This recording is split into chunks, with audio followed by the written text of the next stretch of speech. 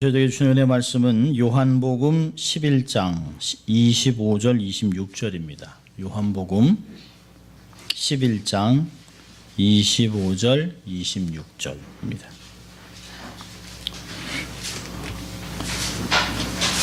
하나님의 거룩한 말씀을 봉독해 드립니다. 하나님 말씀입니다. 예수께서 가라사대 나는 부활이요 생명이니 나를 믿는 자는 죽어도 살겠고 무릇 살아서 나를 믿는 자는 영원히 죽지 아니하리니 이것을 내가 믿느냐. 아멘.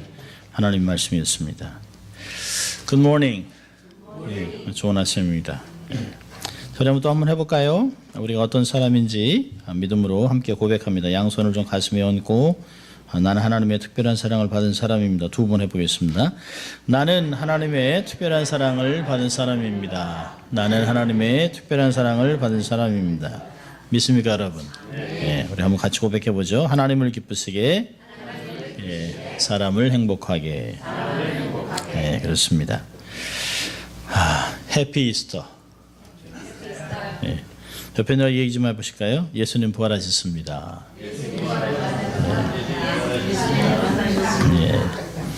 사실 오래전에 부활하셨죠. 그렇지만 우리가 기억하는 거죠. 주님이 다시 오실 때까지 주의 부활을 기억합니다. 예수님께서 부활하셨기 때문에 예수님의 무덤은 비어 있습니다. 빈 무덤이죠. 사람이 있지 않습니다. 이게 가이드 포스지에 실린 기사 내용인데요. 오래전에 읽었던 내용입니다. 조지 몰건 목사님이라는 목사님이 시골에서 목회를 하고 있었는데요. 부활 주일 전 주일에 어린아이들에게 플라스틱으로 만든 그런 달걀을 하나씩 나눠줬습니다. 그리고 이 안에 생명체를 하나씩 넣어 갖고 오너라. 그 아이들이 그 안에 작은 씨앗을 담기도 하고 곤충도 잡아오기도 하고 꽃잎도 집어넣기도 하고 이렇게 각각 하나씩 가지고 왔습니다. 그런데 이제 몸이 아주 약한 휠체어를 타고 다니는 아이가 왔는데 아무것도 가져오질 않았어요. 그래서 목사님이 민망해서 숙제를 못했구나.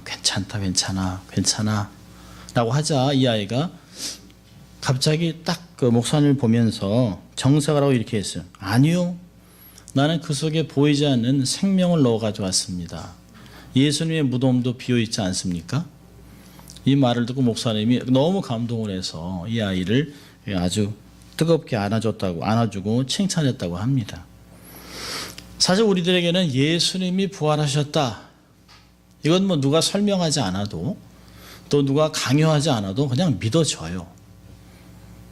아무리 뭐 아니라고 얘기해도 믿어집니다. 근데 이 세상에 예수님의 부활을 믿는 사람이 몇 명이나 있을까요? 사람이 죽었다 다시 살아난다? 세상 말로 하면 말도 안 되는 말이죠. 아마 이틀 이렇게 다시 살아났다 다시 죽을 수는 있겠습니다만 영원히 산다? 이건 아무도 검증할 수 있는 일이 아니에요. 그래서 역사적으로 예수님은 부활하지 않았다. 부활은 거짓말이다라고 많은 학자들이, 많은 과학자들이, 많은 역사가들이 어떠하든지 간에 예수님이 부활하지 않았다는 것을 증명하려고 수많은 시도를 했습니다. 많습니다만은 한 10매까지 되는데 그 중에 대표적인 게 4가지가 있는데요. 한번 들어보시기 바랍니다. 첫째로는 제자들의 자작극. 제자들이 예수님을 시체를 훔쳐놓고 세상을 속였다는 것이에요. 더군다나 아리마다의 요셉이 적당한 무덤으로 시체를 옮겼다 라고 하는 말이 떠돌았습니다. 또 하나는 기절설. 예수님이 그 십자가에서 그 고생이 너무 극심하니까 잠시 기절했습니다. 근데 사람들이 죽은 줄 알고 그 무덤에 넣어놨는데 무덤이 서늘해지니까 놀라가지고 깼다는 거예요. 세 번째는 도난설입니다. 죽은 예수님의 시체를 제자들이 훔쳐다가 다른 데 숨겨놓고 부활했다 라고 얘기했다는 것이에요. 또 하나는 이제 환상설입니다. 제자들이 너무 예수님을 보고 싶으니까 자꾸 이게 나타난 거죠. 꿈에 환상으로 본 거예요. 주님이 부활했다라고 집단적으로 환상을 보았다고 주장을 합니다. 자, 그런데 바울의 고백을 들어보시기 바랍니다. 고린도전서 15장 3절부터 8절까지 말씀인데요. 사도 바울이 이렇게 고백을 합니다. 내가 받은 것을 먼저 너희에게 전하였노니 이는 성경대로 그리스도께서 우리 죄를 위하여 죽으시고 장사 지낸 바 되었다가 성경대로 사흘 만에 다시 살아나사 게바에게 보이시고 그 후에 12 제자와 그 후에 500여 형제에게 일시에 보이셨나니 그 중에 지금까지 대다수는 살아있고 어떤 사람은 잠들었으며 그 후에 야고보에게 보이셨으며 그 후에 모든 사도에게와 맨 나중에 만삭되지 못한 나 같은 자에게도 보이셨느니라. 그럼 사도 바울이 누군가요? 예수님의 12 제자와 함께 예수님과 3년 동안 공생활한 사람이 아니에요. 오히려 유대인의 공예에 소액된 그 랍비고 바리새인인데요. 예수 믿는 사람을 핍박하던 사람입니다. 그런데 다메섹 도상으로 가면서 예수 믿는 사람을 핍박하려고 정말 위임장 가지고 가다가 주님을 만나요. 예수님을 만나고 나서 삶이 완전히 바뀝니다. 그리고 예수를 증거하는 삶이 됩니다. 영국의 저명한 역사학자인 아놀드 토인비라고 하는 사람은 이렇게 기록합니다.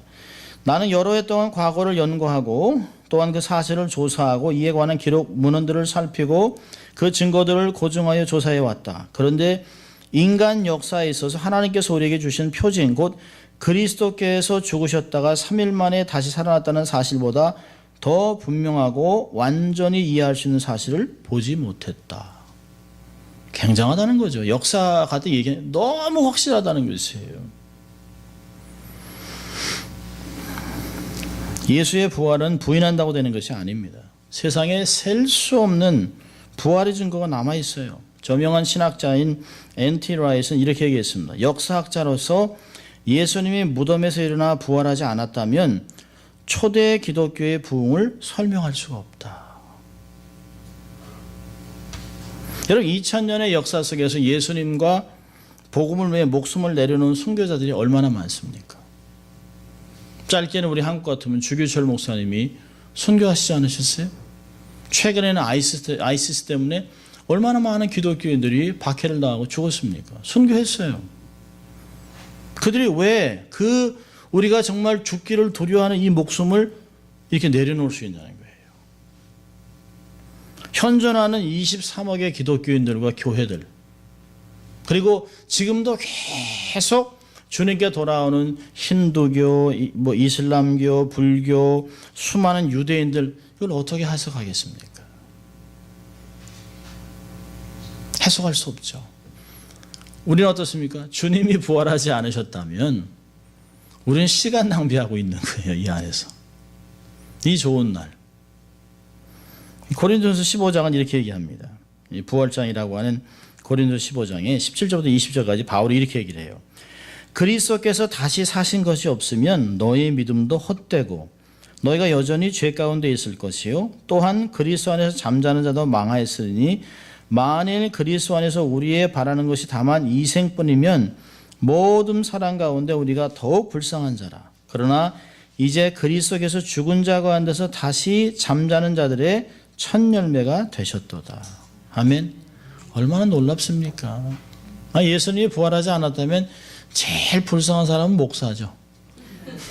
말도 안 되는 거. 주일마다 그 일주일 내내 설교를 준비해가지고 말도 안 되는 엉뚱엉뚱한 말들을 하고 얼마나 힘들겠어요. 그러니까 사실 예수님이 부활하지 않았다라고 하는 것보다 예수님이 부활하셨다는 게 훨씬 많아요. 자, 그런데 문제는 믿음은 모든 사람이 소유한 게 아니라는 것이에요. 우리가 예수 믿는 게 그냥 믿어지냐? 아니요, 그렇지 않습니다. 하나님이 많고 많은 사람 중에 우리를 택하셔서 예수 그리스도를 믿는 사람으로 만들어 놓으셨어요. 예수님이 모든 사람에서 죽었다고요? 아니요, 그렇지 않아요. 예수님은 언약 백성 택자를 위해 돌아가신 거예요. 그리고 택자들은 때가 되면 성령의 도우심으로 믿음이 와요. 믿음이 오면 그걸로 예수님을 영접하고 예수 믿는 사람이 되는 것이에요. 자, 그렇다면 부활신앙이라는 게 뭡니까? 부활신앙이에요. 여러분, 우리가 부활을 믿는다면 우리가 어떤 모습으로 삶을 살아야 될까요? 저는 세 가지로 한번 생각을 해봤는데요. 첫째로는 믿고 순종해야 합니다. 믿고 순종. 그럼 우리가 신앙생활 하면서도 예수 믿는 사람들이 가끔 내가 진짜 예수 믿는 거 맞나? 내가 제대로 왔나? 어떤 사람은요, 불교도 좋은 것 같은데 이런 사람이 있어요. 여러분, 부활은 과학적으로 증명하거나 검증하고 분석하는 것이 아니에요. 하나님의 말씀과 거룩한 증인들의 역사적 기록을 받아들이는 것이죠. 주님의 부활을 믿고 받아들이면 우리도 부활하게 될 것을 확신하게 되는 것이에요. 만약에 부활이 없다면 오래전에 돌아가신 우리의 부모님들은 얼마나 불쌍합니까? 근데 예수 믿는 사람들은 영결식이라고 얘기하지 않아요. 영원히 이별이 아닙니다. 반드시 다시 주님 앞에서 만날 것이기 때문에 잠시 이별하는 것이에요. 그리고 또 만날 소망으로 삶을 살아가는 것이죠. 여러분, 예수님께서 부활하심으로 첫 열매가 됐잖아요.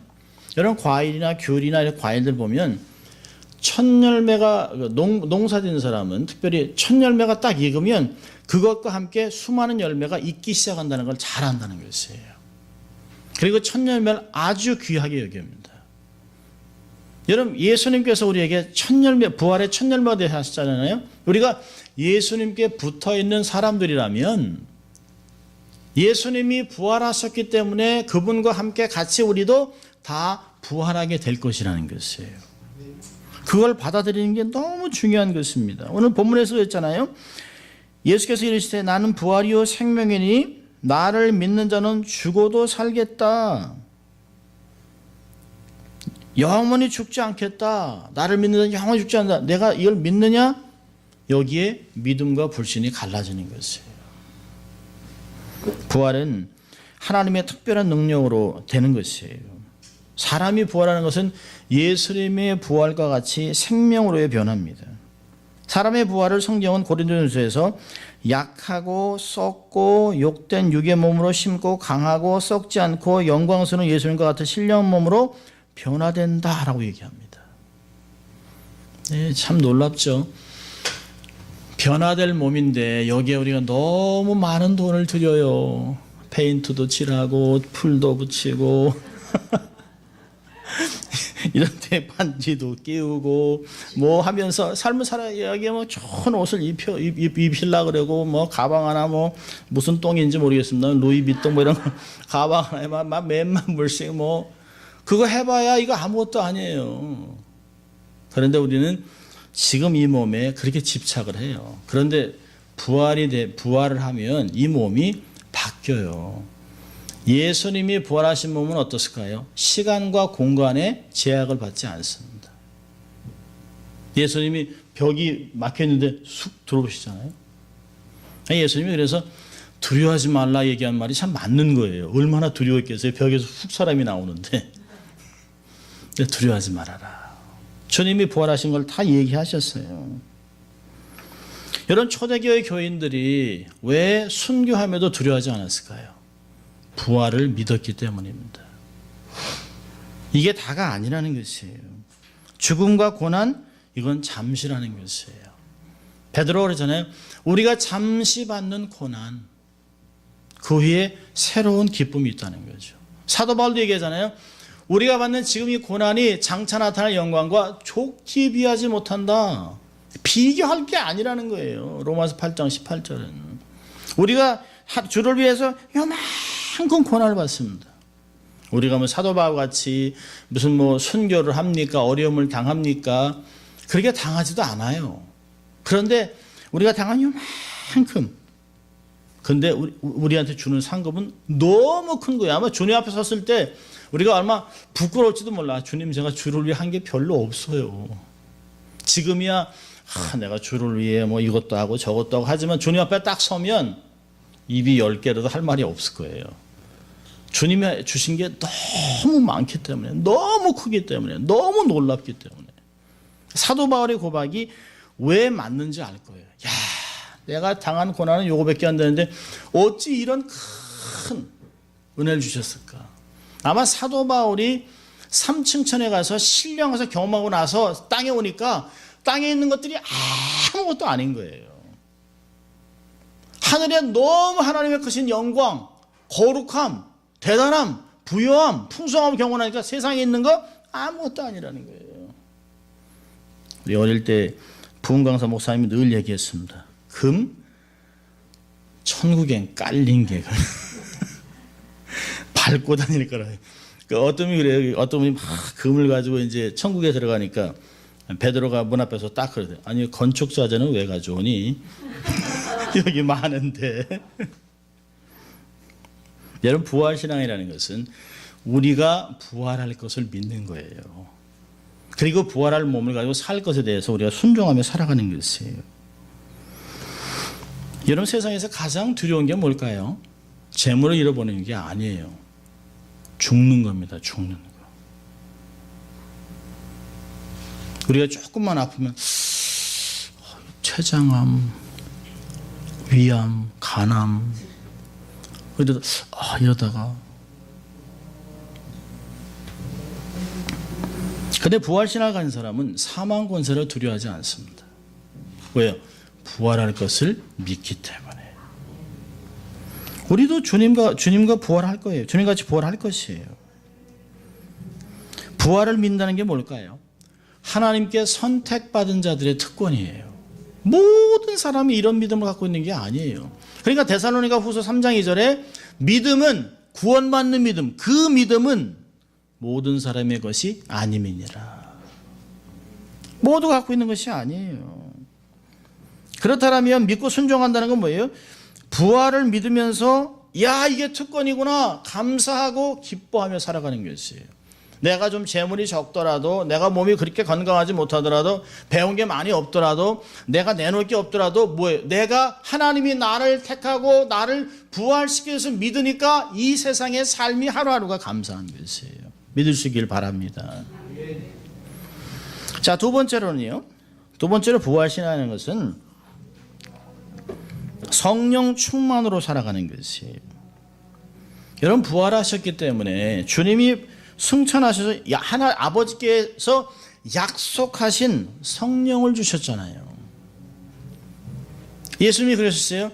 내가 가고 나면 나와 같은 본질적으로는 같지만 다른 보혜사를 보내주신다. 여러분 보혜사란 말은 참 재밌는 말이에요. 그 당시에 그 고대 헬라 시대 때는 좀 부유한 집에서는 자기의 가족들을 보호하기 위해서 집에서 고용한 집에서 함께 사는 변호사가 있었습니다. 그 변호사를 파라클레토스라고 그래요. 그게 그 예수님이 사용한 것이에요. 예수님이 집에서 함께 거하는 성령님이 우리 안에 오셔서 우리의 삶에 함께 거하는 가정의 변호사, 나의 개인적인 변호사가 되주셨다는 것이에요. 그래서 어떤 일을 당한 어려울 때 나를 대신해서 변론하고 또 상부에 가서 보고하고 또 잘못된 것은 정리하고 가르치고 법을 가르치는 일을 한다는 거예요. 여러분 예수님이 부활하셨기 때문에 예수님이 승천하셨기 때문에 하나님이 약속하신 새로운 보혜사가 내 삶에 와 있습니다.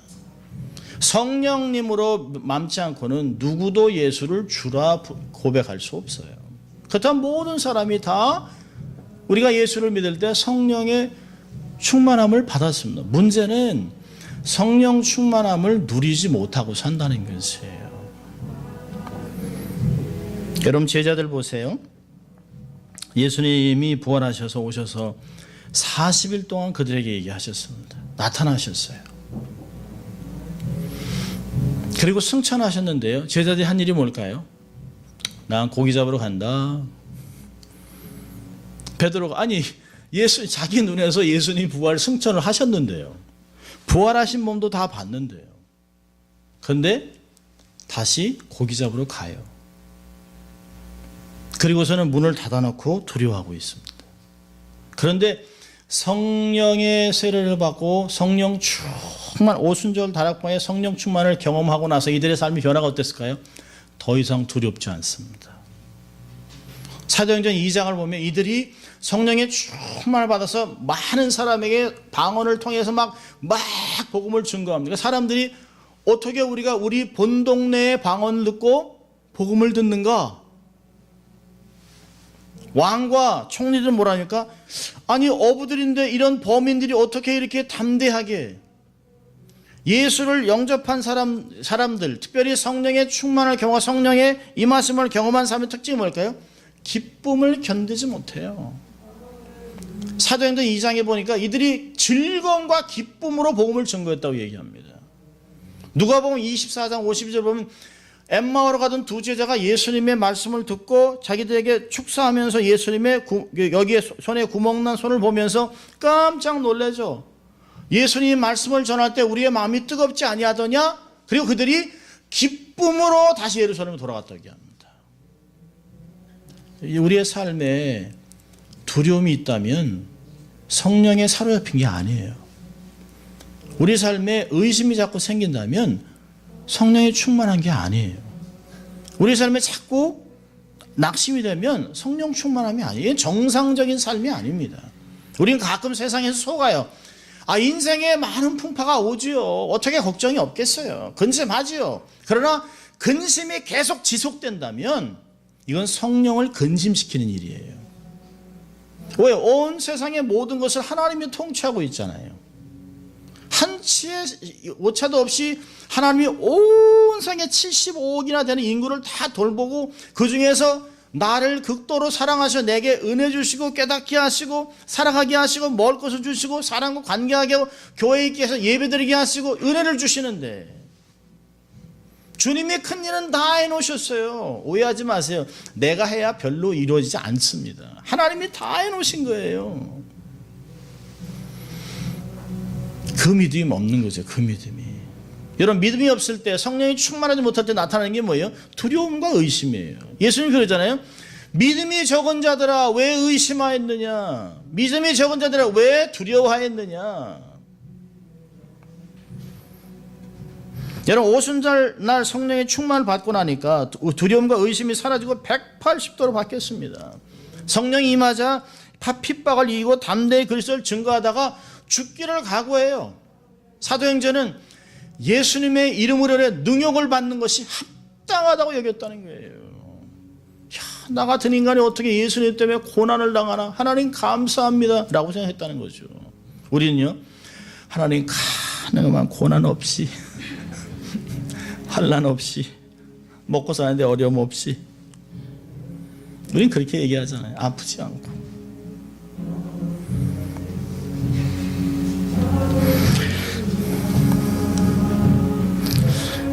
예수님은 부활 승천하심으로 약속하신 성령을 우리에게 주셨습니다. 그리고 우리의 몸을 이 몸을 성령에 거하는 거룩한 성전으로 만들어 놓으셨어요. 여러분 옛날에는 성전이 예루살렘 한 곳에만 있었잖아요. 지금은 하나님이 거하는 성전이 움직여 다녀요. 온 세상 23억의 성전이 움직여 다닙니다. 얼마나 멋진지 몰라요. 움직이는 하나님의 거룩한 성전들입니다. 초대교회로부터 지금까지 성령의 은사들이 물붓듯이 부어졌습니다. 부활을 확신하는 성도들이라면 바울의 권면에 귀를 기울여야 합니다. 에베소 5장 18절 얘기합니다. 술 취하지 말라 이는 방탕한 것이니 오직 성령의 충만을 받으라. 성령의 충만은 받아도 되고 안 받아도 옵션이 아니에요. 반드시 받아야 하는 것이에요. 반드시 사모해야 됩니다. 성령 충만은 모든 성도들이 사모하고 받아 누리며 세상을 섬겨야 되는 것이죠. 그럭저럭 대충 마지못해 살아가는 사람이 되면 안 돼요. 세상과는 다른 탁월한 인생을 살아내야 됩니다. 세상은 막 경제적으로 어렵고 힘들고 막 어려운 상황에서도 우리는 웃을 수 있어야 돼요. 우리는 답을 줄 수 있어야 돼요.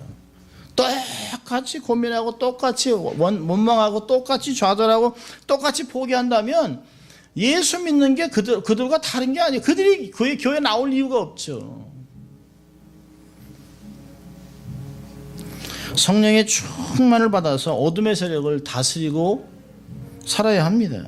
모든 하나님을 사랑하는 성도들에게 허락된 특권의 삶이 바로 성령 충만의 삶입니다. 성령 충만의 마지막 꽃은 뭘까요?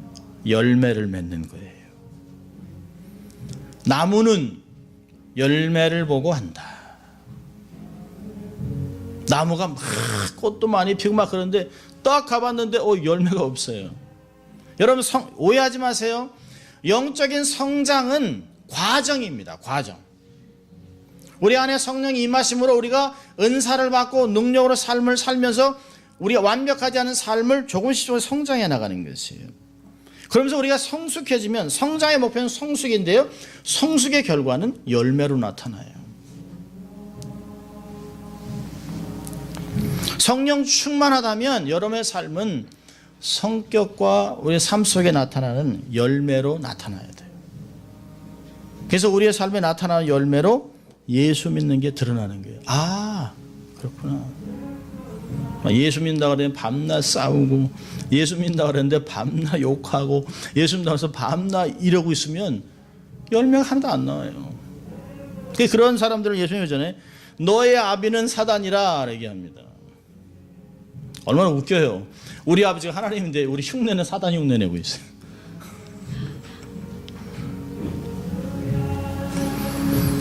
우리가 정말 부활 신앙을 갖고 산다면 성령 충만을 사모하고 성령 충만을 유지하면서 열매를 맺어가는 인생이 되어야 되는 것이죠.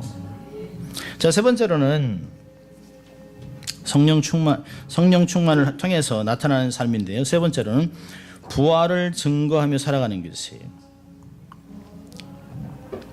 부활을 확신하고 성령 충만한 삶을 살아가면서 세상에서 다른 삶을 보여주는 것이에요. 이 세상은 기독교를 욕을 하죠.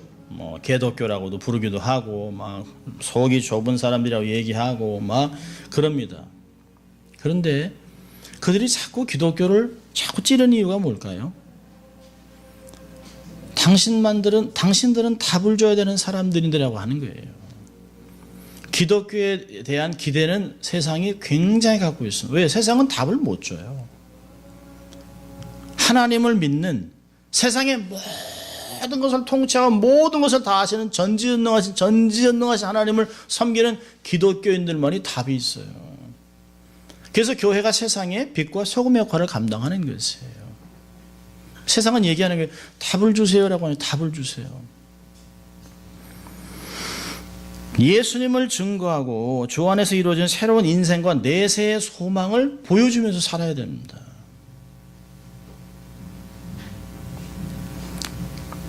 이렇게 부활의 복음을 전하고 살려고 한다면 삶에서 부활의 향기가 나와야지요. 그거를 고린도후서 2장과 3장에서는 그리스도의 향내라고 얘기하는 거예요. 그러나 그리스도의 향내가 뭘까요? 나눔입니다. 나눔. 세상에서 나누고 배려하고 살아가는 것이에요. 예수 믿지 않는 사람들은 집착합니다. 끝까지 모으려고 합니다. 끝까지 모으려고. 그냥 성경에서 얘기하죠. 성경에서 악인들이 얼마나 악하냐면 다른 사람 머리에 있는 먼지까지도 가지려고 해요. 남의 돈 주머니에 일정까지 다 끊어내려고 합니다. 근데 그런 사람들은 내세 소망이 없어요. 내세 소망 있는 사람은 나누고 사는 거예요. 나누고 베풀고 그리고 조금씩 져주는 거예요. 여러분 다 이겨놓고 교회와 그럼 그 사람이 오겠어요? 안 오죠. 져주는 거죠. 대접해주고 배려해주고 나누는 것이에요. 여러분 초대교인들은 카타콤 지하 동굴 땅굴 속에서 공동체 생활하면서 유무상통했어요. 왜요? 천국을 갈 것이기 때문에 하나도 아까운 것이 없어요. 여기서 우리가 막 천년만년 쓸 것 같죠? 아니요. 다 썩어질 것들이에요. 아무것도 아니에요. 천국 가져갈 거 하나도 없어요. 옛날엔 이렇게 수의라는 게 따로 있었습니다만은 지금은 이제 평상시에 입던 옷을 입고 가잖아요. 그 수의를 보면 주머니가 없어요. 주머니가 아무것도 가져가지 않기 때문에 아무것도 없어요. 그런데 그냥 모으잖아요. 여러분 자식 주려고 애쓰지 마세요. 저희 아이들도 둘 있는데요. 저 뒤에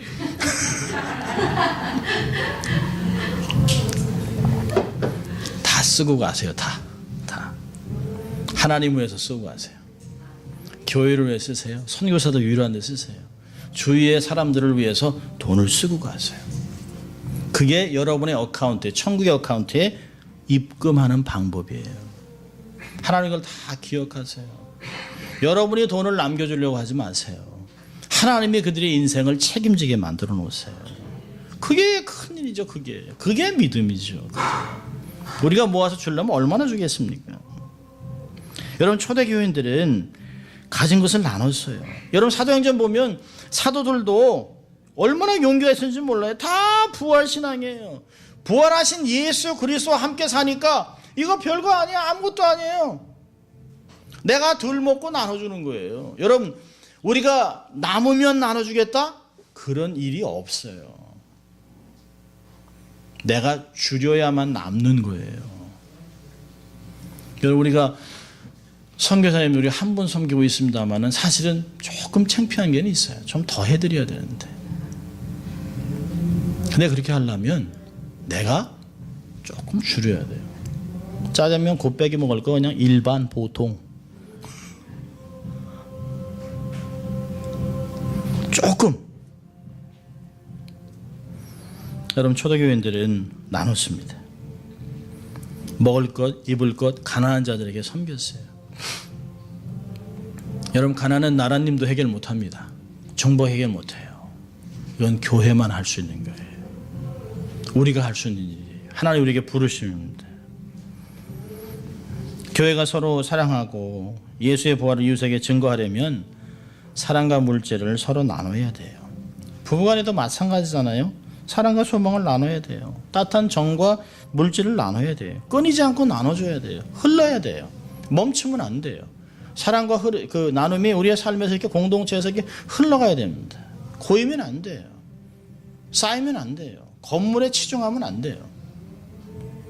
나눠야 합니다. 끊이지 않고 나눌 때 사람들이 당신들 왜 이렇게 나눠요? 당신들도 없는데. 그때 얘기하는 거예요. 예수님이 부활하실 때 우리도 부활할 거기 때문에 이 세상에 있는 거 그렇게 중요하지 않습니다. 예수를 믿으면 이런 삶을 살 수 있어요. 삶으로 얘기하는 것이에요. 여러분, 부활신앙은 예수의 생명을 체험한 것입니다. 예수를 살리신 권능을 알고 살아가는 것이에요. 경험하고 삶을 살아가는 것입니다.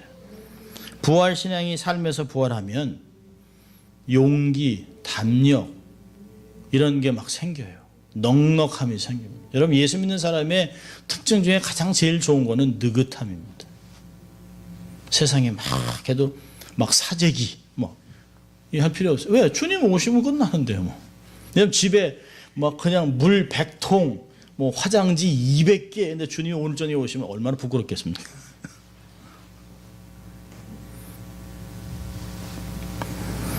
나눔, 사랑. 우리의 삶에 있어야 돼요. 여러분, 우리의 삶에 부활신앙이 사로잡기 시작하면 우리의 삶은 넉넉해져요. 그렇게 세상에 집착하지 않습니다. 모든 문제를 하나님께 맡길 수 있는 힘도 생겨요. 왜요? 예수님을 부활시킨 하나님의 능력이 어떤 일인들 해결 못 하시겠어요? 주님에게 큰 일이 어디 있습니까? 작은 일이 어디 있습니까? 다 똑같아요. 말씀 한마디로 천지를 다 창조하신 하나님이 우리의 삶에 그거 하나 해결 못 할까요? 중요한 것은 해결이 안 돼도 하나님의 뜻이라는 거예요. 왜요? 세월이 지나고 나면 그때 하나님이 그렇게 안 하신 게 너무 잘 맞는 거예요. 우리의 삶에서 우리가 원하는 대로 하나님이 다 기도하는 것마다 다 응답하셨다면요, 아주 몹쓸 인간이 되죠. 하나님, 우리 부모도 자식들한테 어떤 때는 yes, no로 두 가지 사용하잖아요. 하나님도 우리의 삶에 필요한 것을 주세요. 우리의 필요가 원하는 것과 딱 맞아 떨어진다면 정말 좋겠죠. 그렇지 않을 때는 하나님 우리에게 정말 필요한 것도 주셔서 풍성하게 갚아주시는 것을 경험할 수 있어요. 부활신앙이 우리의 삶에 회복되면 모든 문제는 안개가 거치듯이 해결됩니다. 생각이 바뀌어요. 보는 관점이 바뀌어요. 들리는 게 하나님의 음성을 들어요. 깨달음이 세상 것에 이 마음이 흔들리지 않습니다. 여러분, 성도들에게는 매주일은 사실은 부활주일과 똑같아요. 주일만 그럴까요? 매일이 주와 함께 다시 부활하는 것이에요. 매일매일 우리가 부활을 경험한다면 어느 한순간 주님과 부활에 있는 우리를 발견하는 때가 올 것이에요. 세상 사람들은 죽었다라고 하지만 우린 주님과 부활해서 있는 것이에요. 내가 사나 죽으나 다 주의 것이라. 그게 주님이 우리에게 주신 말씀이에요. 부활의 신앙으로 매 순간을 감사함으로 기쁨으로 살아가는 여러분들 되시길 주의 이름으로 축원합니다. 기도하겠습니다. 하나님 아버지 감사합니다. 오늘도 하나님 또 부활절을 맞게 하시고 주의 부활을 다시 한번 확인하고 또 기뻐하고 우리의 삶에 적용할 수 있도록 은혜 주신 것 감사합니다. 매일의 삶을 부활의 삶으로 살아내는 저희들 될 수 있도록 하심으로 세상의 문제를 우리가 풀어내기 시작하고 많은 사람들을 섬기며 하나님의 영광을 드러내는 삶이 될 수 있도록 축복하여 주시옵소서. 감사하고 예수님 이름으로 기도합니다. 아멘.